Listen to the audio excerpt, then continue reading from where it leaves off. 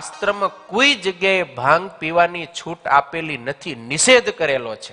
માત્ર ને માત્ર શંકર ભગવાનના પ્રસાદ રૂપ ભાંગ પીવાનો અઘોરી સંત દીક્ષા જેણે લીધેલી હોય અને સાધનામાં જેને જાવું હોય એવા વ્યક્તિઓ માટે જ કોઈક જગ્યાએ ભાંગ પીવાની છૂટ આપેલી છે. બાકી બધાને માટે, સામાન્ય જનજીવન માટે શાસ્ત્રની અંદર ભાંગ પીવાનો સ્પષ્ટપણે નિષેધ છે.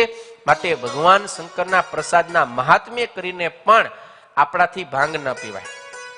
શંકર ભગવાન પી શકે, એ ભગવાન છે ભાઈ. અને ઘણા દલીલ કરે કે શંકર ભગવાને પીધી એટલે અમે પીધી.